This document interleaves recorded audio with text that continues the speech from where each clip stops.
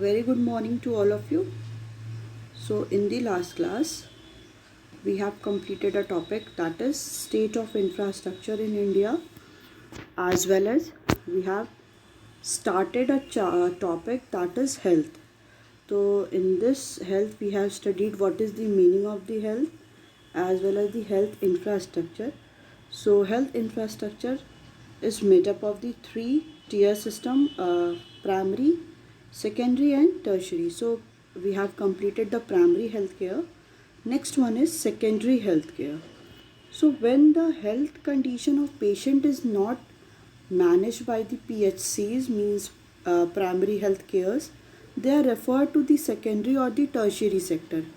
This include hospital with better facilities to provide health care, example X-rays, surgeries, ECGs, advanced medical tests, etc. These are set up in big towns and district headquarters. They function as both as primary health care provider and also provide better health care facilities. Okay, so when the health condition of patient is not manage by the PSC, जब भी कोई health condition किसी भी patient की manage नहीं हो पाती primary health care से, so they are refer to the secondary और टर्शरी सेक्टर. वो लोग क्या हैं, टर्शरी और सेकेंडरी सेक्टर को क्या होता है, उनको रेफ़र कर दिया जाता है. These includes hospital with better facilities to provide health care. ठीक है, ये सारे जो हॉस्पिटल्स होते हैं उनके पास जो फैसिलिटीज़ भी होती है वो भी क्या होती है, बेटर फैसिलिटीज़ होती है. फॉर एग्ज़ाम्पल एक्सरे वहाँ पे हो सकता है, सर्जरीज हो सकती है, ECG हो सकता है, ECGs electrocardiogram, advance medical test, तो वहाँ पे जो ये सारे टेस्ट भी हो सकते हैं. These are set up in the big towns and district headquarters. ये क्या है, जो बिग टाउन्स होते हैं वहाँ पे होते हैं, और जो डिस्ट्रिक्ट का हेड क्वार्टर होता है, ठीक है, डिफरेंट डिस्ट्रिक्ट होते हैं ना, उन डिस्ट्रिक्ट के ये हेड क्वार्टर में ही होते हैं. They function as both as primary healthcare provider and also provide better healthcare facilities. ये क्या है, ये प्राइमरी हेल्थ केयर भी प्रोवाइड करते हैं as well as provide the better health care facilities. Better health care भी फैसिलिटीज़ भी provide करेंगे और जो भी प्राइमरी हेल्थ केयर होता है वो भी प्रोवाइड करते हैं. Next one is tertiary health care. These include hospitals which are equipped with advanced machines and techniques to handle emergencies and complicated disease. These are opened in the big cities and the towns, yes. These include premier institutes which impart quality medical education and conduct research and also provide specialized health care. Some of them are PGI, Chandigarh, AIIMS, New Delhi, etc. ठीक है, ये क्या होते हैं, these include hospital which are equipped with the advance machine. ठीक है, ये सारे जो हॉस्पिटल होते हैं टर्शरी हेल्थ केयर, उनके पास क्या होती है, इनके पास सारी एडवांस मशीन होती है और टेक्निक्स होती है टू हैंडल एमरजेंसी. कोई भी एक्सट्रीम कोई केस आ गया, बहुत इमरजेंसी है, उनको क्या, उनके लिए उनको हैंडल करने के लिए इनके पास सारी मशीन्स और टेक्निक्स होती है. एंड कॉम्प्लिकेटेड डिजीज़, कोई बहुत जैसे बहुत कॉम्प्लिकेटेड डिजीज़ हो गया, कोई कैंसर है किसी को, या किसी को हार्ट का पेशेंट है, ये सारे बड़े बड़े सर्जरीज़, ये लोग क्या है, इनके पास वैसी सारी मशीन्स और टेक्निक्स भी होते हैं एज वेल एज इनके पास बहुत प्रोफेशनल डॉक्टर्स भी होते हैं. These are opened in the big cities and towns. ये क्या है, नॉर्मली ये बिग सिटीज़ और टाउन्स में मिलते हैं. These include premier institute which impart quality medical education. और ये सारे जो इंस्टीट्यूट होते हैं ये क्या करते हैं, मेडिकल एजुकेशन भी प्रोवाइड करते हैं. जैसे आपको BHU में पता होगा कि यहाँ पे क्या है, मेडिकल एजुकेशन भी प्रोवाइड की जाती है. एम्स में भी मेडिकल एजुकेशन प्रोवाइड की जाती है. ये PGI जो है, PGI लखनऊ में भी है, वो ये चंडीगढ़, ये सारे क्या हैं, आपको मेडिकल एजुकेशन भी प्रोवाइड करते हैं. कंडक्ट रिसर्च ऑल्सो, ये लोग रिसर्च भी कराते हैं. रिसर्च में जो लोग PhD करते हैं तो उस मेडिकल एजुकेशन में लोग रिसर्च भी कराते हैं. Also provide specialised health care. ये क्या है, स्पेशलाइज्ड हेल्थ केयर भी प्रोवाइड करेंगे. Some of them are PGI Chandigarh, AIIMS New Delhi, etcetera. ठीक है, इसमें कौन कौन से आते हैं, जैसे PGI चंडीगढ़ हो गया, एम्स न्यू दिल्ली, तो ये सारे क्या हैं, टर्शरी हेल्थ केयर है. Next topic is health, state of health after independence. Since independence, sustained efforts have been made to improve the status of health in country over the last 5 decades. India has improved its health infrastructure and made remarkable progress in improving health status. Following are the indicators which highlight the health status in India. ठीक है, independence से देखा जा रहा है कि बहुत सारे एफर्ट्स क्या हैं क्रिएट किए, मेंटेन किए गए हैं, मेड किए गए हैं to improve the status of health, कि कंट्री के स्टेटस जो भी कंट्री का स्टेटस है उसको इम्प्रूव करने के लिए ओवर द लास्ट 5 डिकेज में, लास्ट 50 ईयर्स में ये क्या है बहुत ज़्यादा हेल्थ के स्टेटस को इम्प्रूव करने के लिए बहुत ज़्यादा डिफरेंट स्टेप्स को लिए गए, एफर्ट्स किए गए. India has improve it's health infrastructure and make remarkable progress in improving health status.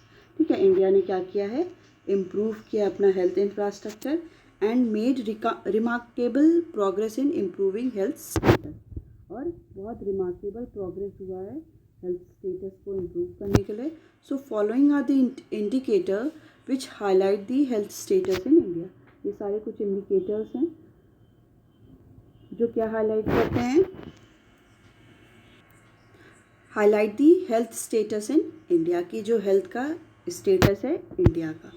Okay, so public health infrastructure. Okay, so the government has constitutional obligation to guide and regulate all health related issues such as medical education, adulteration of food, drugs and poisons, medical profession, vital statistics, mental deficiency and lunacy.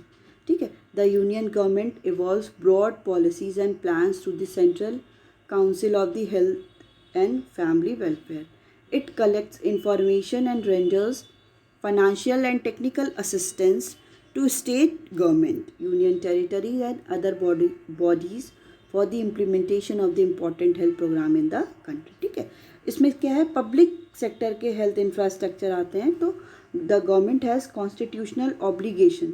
ठीक है, constitutions का obligation है, responsibility है कि guide और regulate करना all health related issues, कि जो भी हेल्थ से रिलेटेड इश्यूज़ हैं उनको रेगुलेट करना एज वेल एज गाइड करना. सच एज कैसे मेडिकल एजुकेशन ओपन होंगे, किस टाइप की एजुकेशन, क्वालिटी एजुकेशन होनी चाहिए, एडल्टरेशन ऑफ द फूड में जो मिलावट हो जाता है, ड्रग्स एंड द पॉइजन्स जो भी हैं, मेडिकल प्रोफेशन से रिलेटेड, वाइटल स्टैटिस्टिक्स से, मेंटल डेफिशिएंसी, किसी को अगर मेंटल डेफिशिएंसी है, एज वेल एज कोई लुनेसी का वो सफ़र करा, मीन्स मैडनेस. तो union government evolves broad policies and plans through the Central Council of Health and Family Welfare. तो यूनियन गवर्नमेंट ने क्या किया है, इवॉल्व है इसमें ब्रॉड बहुत सारी policies as well as plans को क्या किया गया, इंट्रोड्यूस किया गया through the central council of health and family welfare. ठीक है, इस डिपार्टमेंट के अंदर बहुत सारे ब्रॉड पॉलिसीज़ एंड प्लान्स को लेके आया गया है through the union government. So it collect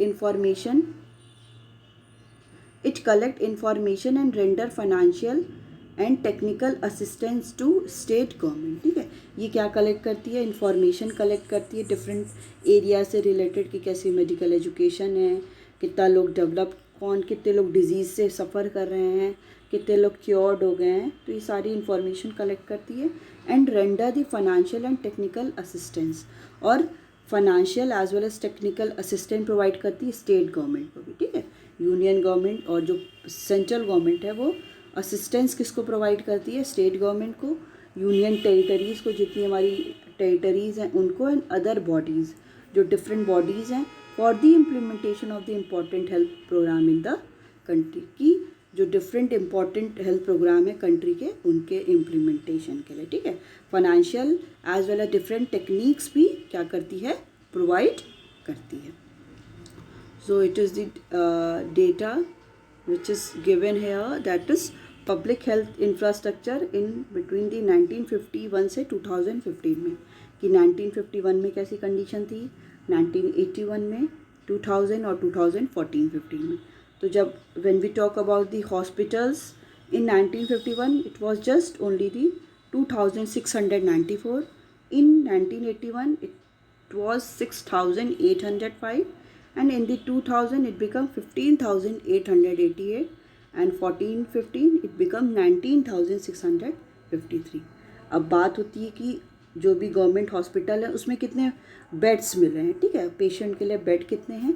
तो 1951 में कितने थे, 1,17,000, 81 में 5 लाख, 2000 में 7 लाख और 7,19,861, और 1415 में 7,54,724। पब्लिक सेक्टर के थ्रू, गवर्नमेंट के थ्रू कितनी डिस्पेंसरीज हैं, तो 6,651 में, 16,745 81 में, 23,065 is in 2000 and 26,325 in 1415। फिर प्राइमरी हेल्थ केयर कितने हैं, 725 इन 1951, 9,115 कितने हैं 81 में, 2000 में 22,842 हैं, और 1415 में कितने हैं 25,308। When we talk about the sub centres कितने हैं, तो 1951 में आपके कोई सब सेंटर्स नहीं ओपन है, 1981 में 84,736 हैं, 2000 में 1,37,311 एंड 1415 में 53,655।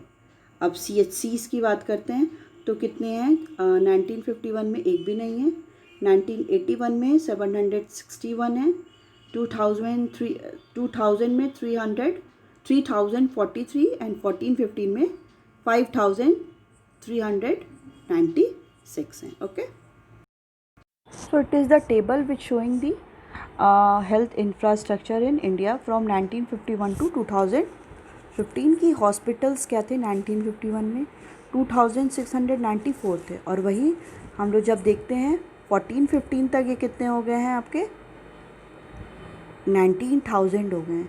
फिर वही बेड्स को देखते हैं कि 51 में 1 लाख के अराउंड थे, और 1415 तक जाते ये 54 और 7,54,724 हो गए। डिस्पेंसरीज देखा जाता है तो 6,600 हैं, वही वो इंक्रीज़ होके 26,325 हो गई। फिर नेक्स्ट हम जब बात करते हैं PHCs की तो वो 1951 में इतनी थी, 25 में इतनी ज़्यादा हो गई, ठीक है। जब चेक करते रहते हैं तो ये सब सेंटर्स और CHC वो क्या हैं, कंटिन्यूसली इंक्रीज़ होती चली जा रही हैं। Okay, so over the years India has built a vast health infrastructure and man power at different level, ठीक है। हम डिफरेंट ईयर्स में देखते जा रहे हैं कि इंडिया क्या है, वो हेल्थ इंफ्रास्ट्रक्चर्स का वास्ट होता जा रहा है, और मैन पावर भी क्या है डिफरेंट लेवल पे वास्ट होती चली जा रही है। At the village level variety of hospital technically known as primary health centers have been set up by the government, ठीक है। विलेज लेवल पे भी क्या है कि different PHCs also opened by the government.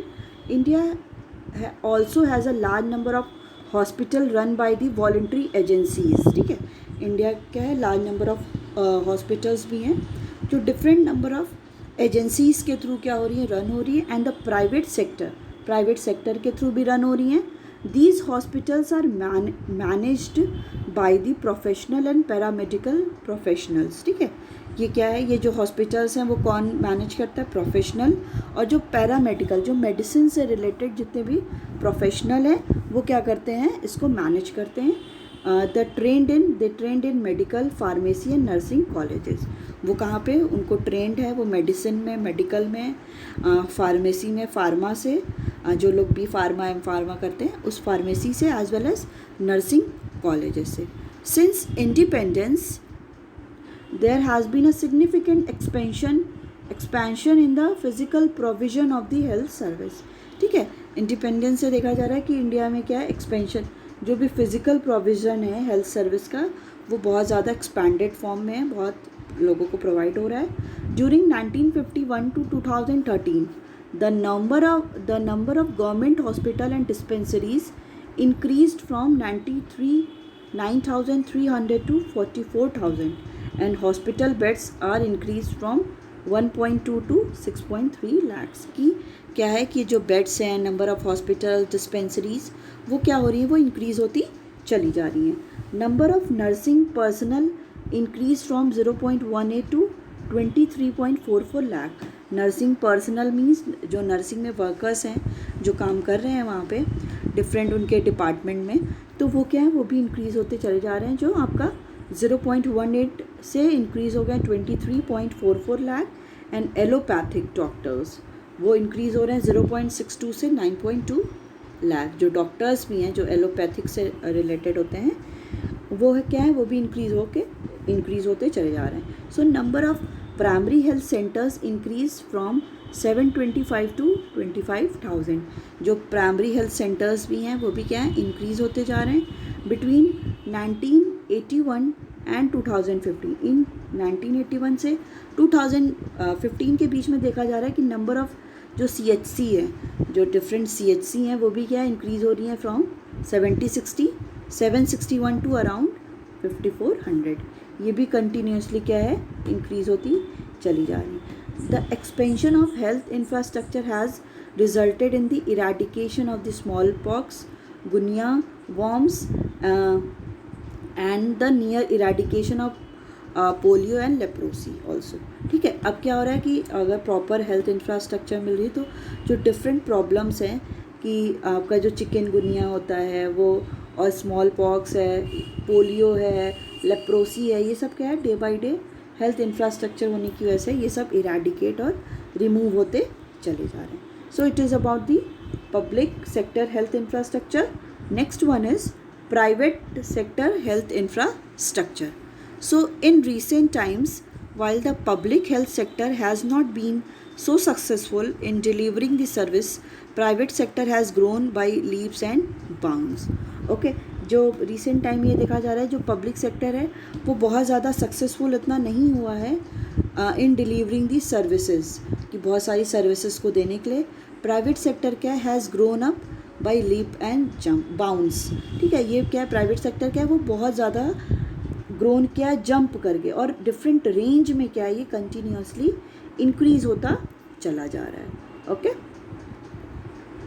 So in recent times private sector has been playing a dominant role in medical education and training, medical technology, diagnostics, manufacture, sales of pharmaceuticals, hospital construction and provision of the medical services. ठीक है, in recent time में देखा जा रहा है कि जो private sector है वो बहुत ज़्यादा इम्पॉर्टेंट रोल प्ले कर रहे हैं, as well as dominant role play कर रहे हैं. किसमें, मेडिकल एजुकेशन भी प्रोवाइड कर रहे हैं, एजुकेशन भी MBBS, MD, MS, फिर ट्रेनिंग प्रोवाइड कर रहे हैं, मेडिकल टेक्नोलॉजीज़ भी बहुत अपडेट हो रही है, डायग्नोस्टिक भी बहुत ओपन हो गया, मैन्युफैक्चरिंग और फार्मास्यूटिकल्स भी, जो डिफरेंट काइंड की कंपनी है, सिप्ला है, मैनकाइंड, ये सब क्या है, डिफरेंट फार्मास्यूटिकल्स कंपनी है जो मेडिसिन्स को प्रिपेयर करती हैं. हॉस्पिटल कंस्ट्रक्शन हो गया, और different kind of medical services भी प्रोवाइड कर रहे हैं.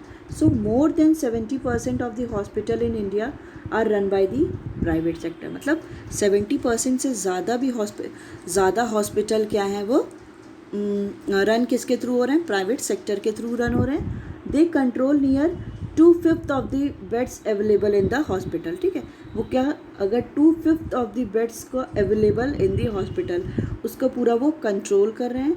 Nearly 60% of the dispensary are run by the same private sector. मतलब वही उसी प्राइवेट सेक्टर के थ्रू, मतलब जो भी डिफरेंट प्राइवेट सेक्टर के थ्रू 60% ऑफ डिस्पेंसरीज भी क्या हो रही हैं, रन हो रही हैं.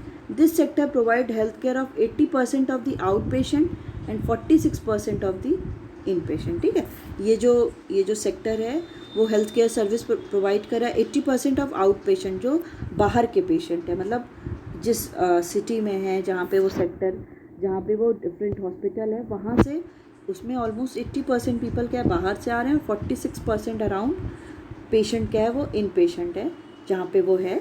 सो in 2001-2 there were more than 13 lakh medical enterprises employing 22 lakh people. ठीक है, 2001-2 में जब हम लोग देखते हैं तो there were more than 13 lakh medical enterprises है, ठीक है। 13 लाख से ज़्यादा मेडिकल इंटरप्राइजेज हैं एम्प्लॉइंग 22 लाख पीपल, जिसमें 22 लाख पीपल क्या कर रहे हैं, एम्प्लॉई हैं। More than 80% of the them are single person own and operated by one person occasionally employing a hire worker, ठीक है।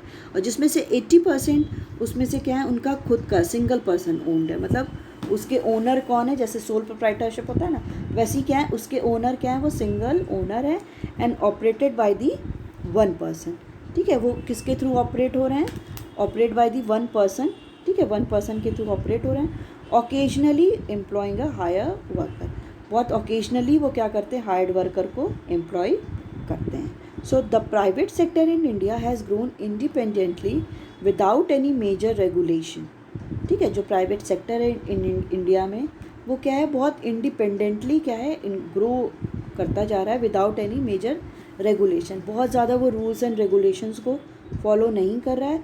Some private practitioners are not even registered, कुछ ऐसे भी प्रैक्टिशनर्स हैं, मतलब जो अभी वो MBBS कर ही रहे हैं, अपनी स्टडी कर ही रहे हैं बैचलर की, तभी वो इवन रजिस्टर्ड भी नहीं हुए तो भी वो अपना क्या करते हैं, अपना प्राइवेट क्लिनिक ओपन कर लेते हैं कि सो दैट उनकी अर्निंग कंटिन्यूसली चलती रहे। And they are known as the quacks, उनको क्या बोलते हैं, क्वेक्स बोलते हैं, जो विच मीन्स इनएक्सपीरियंस्ड, उनके पास कोई ऐसा एक्सपीरियंस नहीं होता है कि कोई प्रॉपरली उनके पास कोई एक्सपीरियंस है कहीं पे काम करने का, but they open their personal और द प्राइवेट क्लिनिक, और वो अपनी प्राइवेट क्लिनिक ओपन करके अपनी अर्निंग करते रहते हैं। Since the 1990s owing to liberalisation measures, ठीक है, 1990s में जो लिबरलाइजेशन मेजर को हमने किया, मतलब लिबरलाइजेशन को हमने अडॉप्ट किया, so many non resident Indian and industrial and pharmaceutical companies have set up state of the art super speciality hospital to attract Indian rich and medical tourist, ठीक है। 1990s में क्या हुआ, लिबरलाइजेशन मिल गया, मतलब हर एक को लाइसेंस लेना एकदम मैंडेटरी नहीं हो गया था, तो उसमें क्या थे, बहुत सारे नॉन रेसिडेंट इंडियन जो थे और जो डिफरेंट कंपनीज थी, फार्मास्यूटिकल कंपनीज ने, उन्होंने अपना क्या कर दिया था, एक स्पेशलिटी हॉस्पिटल्स को भी ओपन कर लिया and to attract the India's rich and medical tourist, जो भी इंडिया के रिच और मेडिकल टूरिस्ट हैं उनको वो अट्रैक्ट कर सके, ठीक है। इसलिए उन्होंने क्या किया था, जैसे लिबरलाइजेशन हुआ, they have open their own speciality hospitals also, ठीक है, उन्होंने क्या कर लिया था, ओपन कर लिया था। तो ये क्या है आपका private sector health infrastructure. Now the next topic is indicators of the health status, कि हम कैसे कौन से ऐसे डिफरेंट इंडिकेटर्स हैं जिसके थ्रू हम किसी को हेल्थ स्टेटस को देखेंगे, कि हम किसको बोलेंगे कि कैसे हम हेल्थ को देख रहे हैं, कि उसमें क्या क्या से सिम्टम्स आ रहे हैं, किस चीज़ में इंक्रीज़ हो रहा है, क्या चीज़ डिक्रीज़ हो रहा है, तो यही होते हैं इंडिकेटर्स, ओके।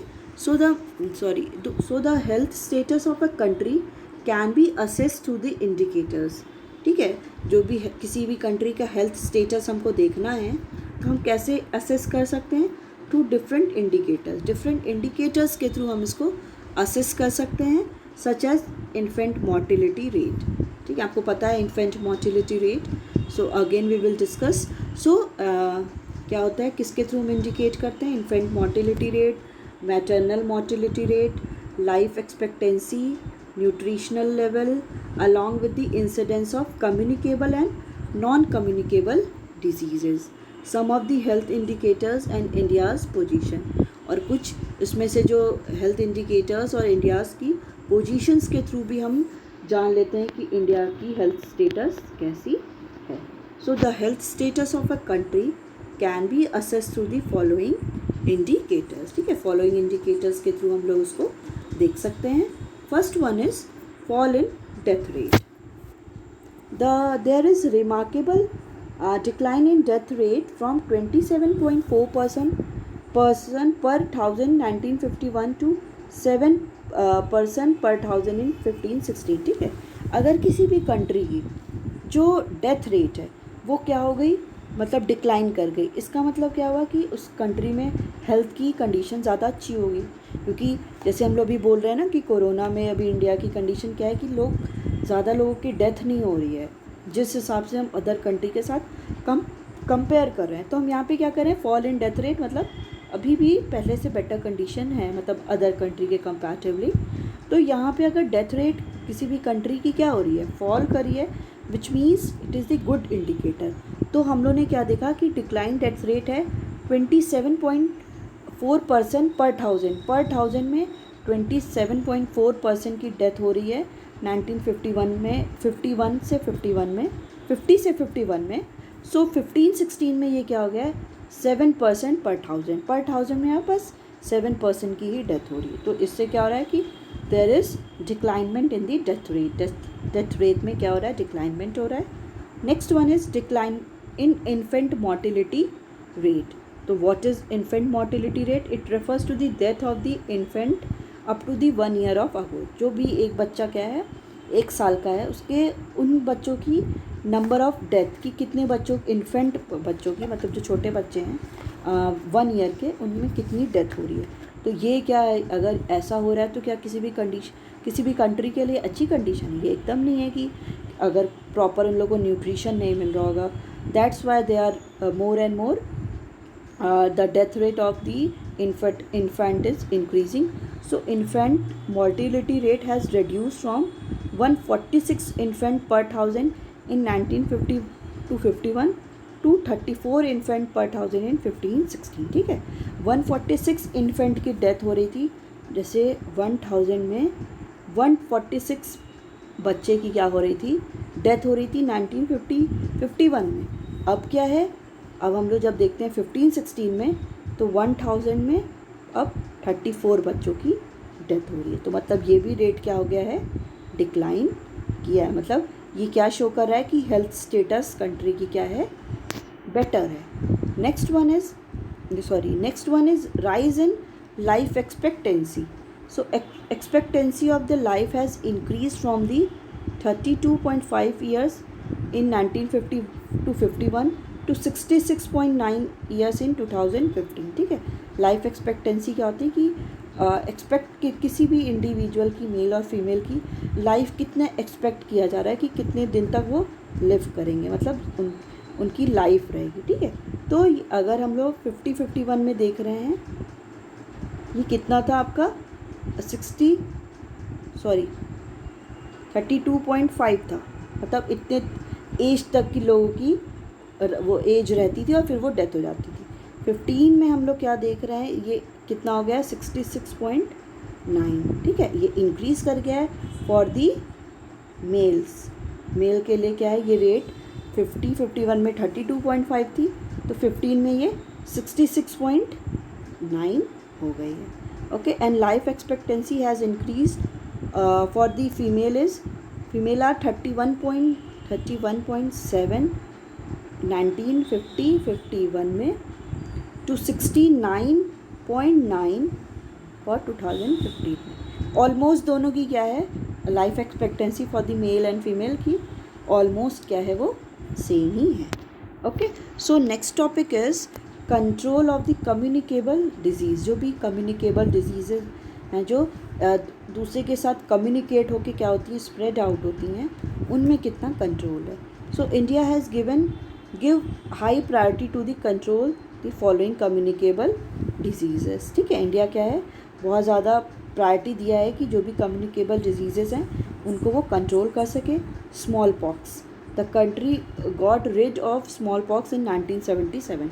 इसके पहले जैसे अभी हम लोग कहते हैं ना कि कोरोना की कोई वैक्सीन नहीं है, तो स्मॉल पॉक्स का भी कोई ऑप्शन नहीं होता था कि उसमें डेथ हो ही जाती थी। बट क्या है कि country has got the rid of smallpox in 1977 की अब इसका भी क्या है कि सॉल्यूशन है कि अभी किसी की डेथ इसमें नहीं हो रही है। Next one is malaria. Measures have been taken to control malaria since independence. ठीक है, बहुत सारे मेजर्स लिए जा रहे हैं कि मलेरिया पे कंट्रोल किया जाए। Number of malaria patient has reduced from 6.5 million in 1958 to 10.7 lakh in 2014। ठीक है, ये रेट देखिए आप लोग, कितना ज़्यादा डिफरेंस है। 6.5 मिलियन थे 1958 में और 14 में 10.7 लाख पेशेंट क्या हैं, वो मलेरिया से सफ़र करते हैं। Next one is leprosy. ठीक है, लेप्रोसी क्या होती है? It is the different, it is the skin disease जो होती है ना कि लोगों की वाइट स्किन हो जाती है, उसे बोलते हैं leprosy. Okay, so it is a major health problem. By 1999, nearly 780 leprosy control units and about 900 urban leprosy control centers has been set up. ठीक है, ये बहुत मेजर हेल्थ प्रॉब्लम है जिसमें 1999 में क्या था, 780 लेप्रोसी कंट्रोल यूनिट और 900 अर्बन लेप्रोसी कंट्रोल यूनिट को क्या किया गया था, सेटअप किया गया था. ट्यूबरकुलोसिस जिसको टीबी बोलते हैं. So under the national TB control program 39 TB clinics have been functioning. ठीक है, इस TB कंट्रोल प्रोग्राम में कितनी 39 TB क्लिनिक्स क्या हो रही है, फंक्शनिंग हो रही हैं. About 1.6 lakh TB cases are treated every year. मतलब 1.6 लाख केसेस क्या हैं TB के, वो क्या हो रहे हैं, ट्रीट हो रहे हैं every year. AIDS efforts are being made to educate to people on AIDS. ठीक है, एड्स भी क्या है, ये भी कम्युनिकेबल डिजीज़ है. So under national AIDS program 4000 plus blood testing center have been set up by the 2007. ठीक है, 4000 प्लस से प्लस ब्लड टेस्टिंग क्या हुए, सेंटर्स ओपन किए bye the 2007. Okay, so it's all about your today's class. We will continue further in the next class. Okay, thank you.